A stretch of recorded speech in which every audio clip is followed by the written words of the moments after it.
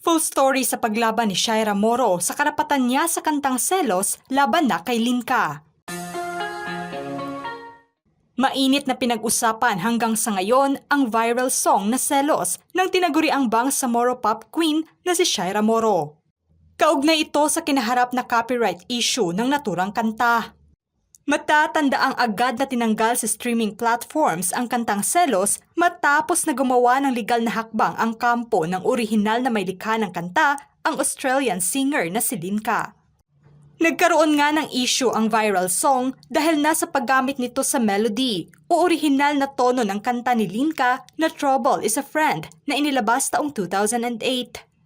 Nag-ugat ito sa pagsumbong ng isang netizen na may username na @franz.ons sa pamamagitan na ng pagkomento nito sa mismong Instagram account ni Linka. Naaniya may gumamit umano sa kanta nito at kumikita pa. Agad namang sinagot ni Linka na may legal na hakbang na silang ginagawa laban na sa kampo ni Shaira. Naging halo-halo naman ang reaksyon at komento ng mga netizens tungkol na sa isyong ito, kung saan ipinagtanggol nga nila si Linka at may dumepensa din sa kampo ni Shaira. Nasa mahigit 3 buwan pa lamang matapos ilabas ang kantang Selos sa YouTube account ng AHS Production. Ay umani na nga ito ng milyon-milyong views. Idagdag mo pa ang pagiging viral nito sa TikTok kung saan ginamit nga itong background music ng ilan sa mga TikTok users maging sa mga memes online. Maganda at mainit nga ang pagtanggap ng publiko sa naturang kanta, kung saan pasok pa nga ito noon sa top spot Spotify's Viral 50 chart songs ilang araw lamang bago ang removal. Naging viral hit nga buwan ng Disyembre nakaraang taon ang kantang Selos sa TikTok dahil nasa paggamit ng mga netizens sa kanta sa mga nakakatawa nilang mga edits, kung saan umabot sa mahigit 500,000 posts ito sa naturang platform. Ayon naman sa ilang netizens na wala umanong paglabag sa copyright issue si Shaira dahil hindi umano nito ginamit ang orihinal na sample ng kanta ni Linka na Trouble is a Friend. Ngunit may sagot naman ang ibang netizens na may paglabag nga ang producer ni Shaira dahil nasa paggamit nito ng resampled melody na ginawang cover. Ilan sa halimbawa ay ang teknik na ginawa na rin umano ng ibang sikat na mga singers, tulad na lamang ng renowned singer na si David Guetta at Tiesto sa pag-revitalize nito ng mga old tunes, kagaya ng kanta nitong Blue na galing na kay Eiffel 65. Hirit pa ng ibang netizens na nagkulang umano sa legal na hakbang at negosasyon sa orihinal na singer at producer ang team ni Shaira, kaya naman nagkaroon ito ng issue lalo pa at naging hit ito. Kaya naman nararapat at kailangan umanong siguraduhin na mayroong master rights na gamitin ang naturang sample o may planong gamitin ito bago i-release ang isang kanta. Dahil nga sa reklamo ni Linka laban na kay Shaira, ay agad na humingi ng sorry ang production sa original singer.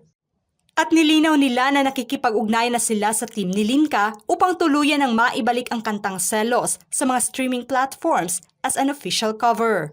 Naging disclaimer naman sa production team ni Shaira na ang lahat ng gawang kanta nila ay hango sa parody lamang at for entertainment purposes only. Humingi naman sila ng paumanhin sa lahat ng mga netizens dahil nasa pagiging unavailable nito sa mga streaming platforms. Inamin din nila na ginamit nila ang orihinal na melody ng kantang Trouble is a Friend by Linka. Inaasahan naman nila na maibabalik ang kantang Selos online. Nilinaw din nila na voluntaryo nilang tinanggal ang kanta sa mga streaming platforms upang magkaroon na umano ng legality sa publication nito. Nagmistulang Selos is a Friend tuloy ang bagong titulo ng kanta na siyang biro pa ng iba. Anila huwag daw ibato lahat kay Shaira ang bashing dahil kung tutuusin ang composer at producer umano ang may mali. Malinaw na hindi nagpaalam ang kampo ni Shaira sa kampo ni Linka na gamitin ang melody ng kanta. Nagresulta tuloy ang kantang Selos na isang adaptation sa kantang Trouble is a Friend na walang pahintulot. Sa sobrang nakaka-LSS nga ng kanta ay marami nga ang nalungkot kung bakit nagkaganito at umabot pa sa issue. Parehong maganda umano ang controversial na mga kanta, ngunit mas catchy umano ang kantang Selos kumpara na sa orihinal na kanta ni Linka, kaya naman naging patok ito sa madla. Nanawagan naman si Shaira sa publiko sa pamamagitan na ng kanyang Facebook post na tigilan na ang pagbato ng kritisismo laban na kay Linka. Anya, Nais ko lamang po makiusap sa lahat ng tumatangkilik at sumusuporta sa akin na nakapagkomento o nakapagsalita ng hindi maganda at di naaangkop laban na kay Idol Linka. Na kung maaari lamang ay tigilan na po natin ang pagtuligsa o pambabash sa kanya. Naiintindihan ko po ang inyong sentimento dahil nasa pag-takedown ng kantang Selos at nagpapasalamat po ako dahil kahit papaano ay nariyan kayo na nagnanais na ipagtanggol ako. Matatanda ang kinuyog nga ng mga fans ni Shaira ang Australian singer dahil naumano sa pagiging selosa nito matapos na iginiit ng mga fans ni Shaira na hindi umano inangkin nito ang kanyang kantang Trouble is a Friend.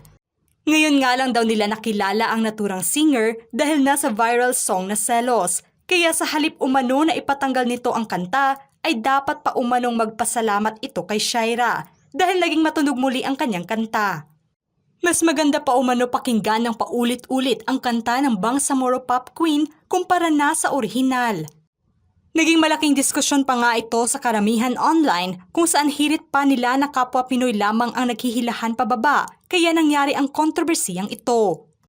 Sa kabilang banda ay pinagpasalamat naman ng iba na magsilbi itong malaking aral para na sa mga aspiring singers ng bansa na hindi lang basta-basta mangkopya sa gawa ng iba.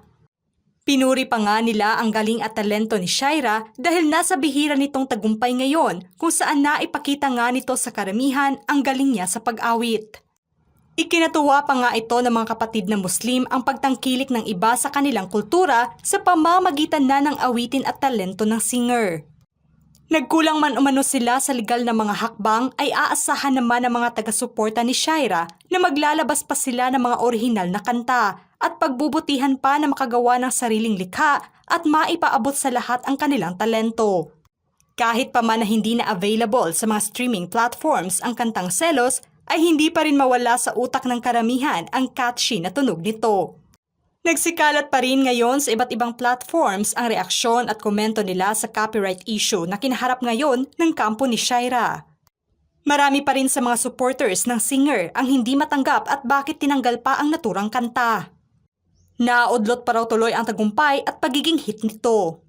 Ngayon ay patuloy namang inilaban ng kampo ni Shaira ang kanilang karapatan sa kantang Selos upang mapakinggan na itong muli ng kanilang mga taga-suporta. Inaabangan naman ng karamihan ngayon kung ano na ang progreso ng pakikipag-ugnayan ng kampo ni Shaira sa team ni Linka. Hiling ng netizens na sana ay maibalik na ang kanta sa mga streaming platforms upang maipagpatuloy pa raw nila ang good vibes online at sana ay hindi ito ang end of era ng kantang Selos. Ano ang masasabi nyo sa paksang ito mga ka-showbiz peeps? Just comment below.